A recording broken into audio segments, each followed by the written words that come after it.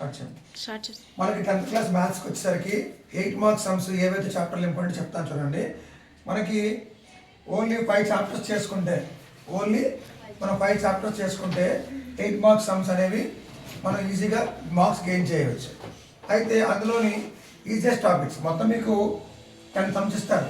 Final ఎగ్జామ్స్కి మీకు 8 marks 10 వస్తాయి. 10లో మనకు బాగా వచ్చేవి స్కోరింగ్ వచ్చేవి జామెట్రీ పార్ట్ కాకుండా ఓన్లీ మీకు బాగా వచ్చే చాప్టర్లు చేసుకుంటే 8 5 10 ఈజీగా మనం తెచ్చుకోవచ్చు. 5 5 40 మార్క్స్ తెచ్చుకోవచ్చు. అందులో ఫస్ట్ చాప్టర్ రియల్ నెంబర్స్ ఏంటన్నా రియల్ నెంబర్ టాపిక్ లో ఓన్లీ ఒకటే టాపిక్ ఉంటుంది. ఏ టాపిక్ అంటే rational irrational only one and topic. ఇదే మనం చేసుకుంటే చాలు. ఎగ్జాంపుల్ మనం ఏం చేసుకోవచ్చు అనుకుంటారంటే 5 - √3 ఇర్రేషనల్ నెంబరా, లేకపోతే √3 ఇర్రేషనల్ నెంబరా, √7 ఇర్రేషనల్ నెంబర్. ఈ మోడల్లో మాత్రమే ఈజీగా పడుతున్నాయి. ఇంకో టాపిక్ అయితే రావడం లేదు.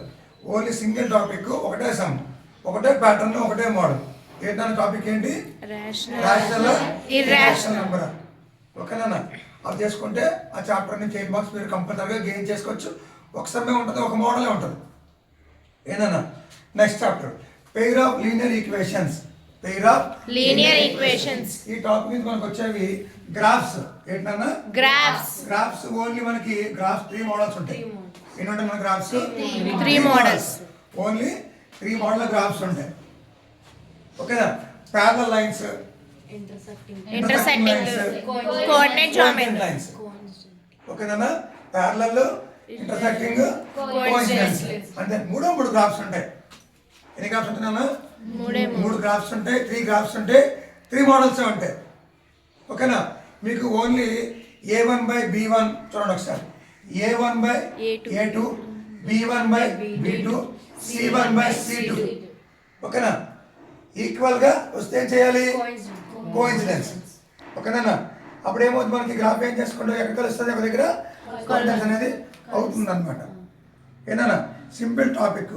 మన గ్రాఫ్లో A1/A2, B1/B2, C1/C2 చెక్ చేసుకున్న తర్వాత ఈక్వల్గా వచ్చాయా, నాట్ ఈక్వల్గా వచ్చి చెక్ చేసుకున్న తర్వాత మనం గ్రాఫ్ అనేది 3 గ్రాఫ్స్ చేసుకోవచ్చు. ఏంటన్నా సింపుల్ టాపిక్. కంపల్సరీగా మీకు గ్రాఫ్ అనేది ఎగ్జామ్కి వస్తుంది 8 మార్క్స్కి. ఒక ఇర్రేషనల్ నెంబర్ నుంచి 8 మార్క్స్, గ్రాఫ్ ఒక 8 మార్క్స్. 8 మార్క్స్ వచ్చాయి 16 మార్క్స్. తర్వాత స్టాటిస్టిక్స్. ఏంటన్నా స్టాటిస్టిక్స్ అంటే ఇందులో ఓన్లీ ఏ మోడల్స్ ఉంటాయి చెప్పండి? 3 మోడల్స్. ఓకేనా?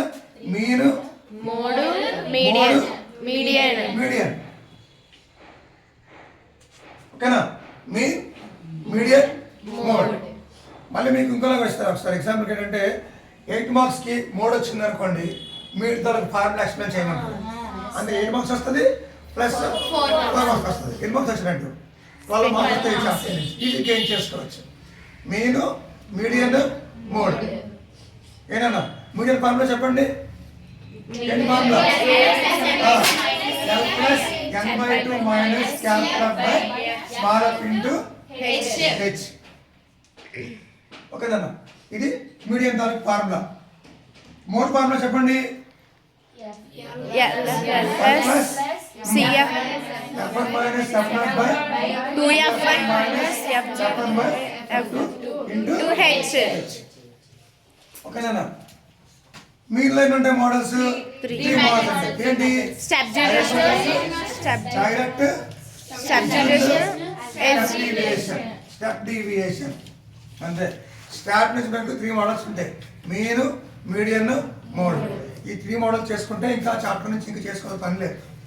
ఏంటన్నా 3 మీన్, మీడియన్, మోడ్. క్లియర్? తర్వాత ప్రాపర్టీ సమ్ నుంచి ఏమొస్తుంది? ఎక్కువగా కార్డ్ సమ్ వస్తుంది. ఏంటన్నా కార్డ్ సమ్ ఎక్కువ వస్తుంది. 8 మార్క్స్ గెయిన్ చేసుకోవచ్చు. Number of formula outcomes by total number of outcomes వస్తాయి అన్నమాట. అంటే ఎగ్జాంపుల్ మన క్లాస్ స్ట్రెంత్ ఉంది అనుకోండి, మొత్తం ఎంతమంది స్ట్రెంత్ అంతా కలిపి 24 23 మెంబర్స్. ఎంతమంది వచ్చారు? ఓకేనా? 20 వచ్చారు అనుకోండి. 20/23. అలాగే మార్క్స్ ఎలాగ వస్తాయి? ఎన్ని మార్క్స్ పెట్టాము, ఎన్ని మార్క్స్ వచ్చాయి. ఒక బ్యాగ్లో రెడ్ బాల్స్ ఉన్నాయనుకోండి, అన్ని కలిపి ఉంటాయి. ఆ balls number of red balls అంటారు అనమాట. అండ్ అన్ని బాల్లో రెడ్ బాల్ పార్ట్ అంటారు. ఓకేనా? ఆ విధంగా ఎక్కువ వస్తున్నాయి సమ్స్. దాంతోపాటు ఏమొస్తుంది, కార్డ్ సమ్ వస్తుంది. ఏమొస్తుందన్న కార్డ్ sum. కార్డ్ అంటే పేక ముక్కల సమ్ వస్తుంది ఎక్కువగా. సో అంతకుమించి చాప్టర్ నుంచి ఏం రావడం లేదు. తర్వాత వెరీ వెరీ ఇంపార్టెంట్ చాప్టర్ ఏంటన్నా Coordinate geometry. Geometry. Coordinate geometry 2 models ఉన్నాయి. Dis- 2 models. రేషియో డిస్టెన్స్ ఓకేనా, distance ratio distance ratio ratio mid point కూడా మిడ్ పాయింట్ 1 మార్క్స్ వస్తుందండి. ఓకేనా, రేషియో డిస్టెన్స్. ఓకేనా, రేషియో ఫార్ములా చెప్పండి. M1 M1 M1 x1 by M2 x1 M2 comma M1 Y2 by M2 y1 plus M2. ఇదే formula Ratio. Distance formula ఏంటన్నా x2 minus x1 whole square plus y2 minus y1 whole square. So కష్టపడకుండా సింపుల్గా ఎక్కువ burden పడకుండా ఈ 5 చాప్టర్ల నుంచి ఈ models చేసుకుంటే మనకి ఈజీగా మనకి 5 మార్క్స్ అనేవి 5 చాప్టర్స్ చేసుకుంటే 8 మార్క్స్ అనేవి గెయిన్ చేసుకోవచ్చు. 5 8 0 40. మార్క్స్ పెట్టుకోండి. రియల్ నెంబర్ చాప్టర్ నుంచి ఏం చేస్తాము, Rational or irrational. Next chapter pair of linear equation equation. చేసుకుంటాం. Graph.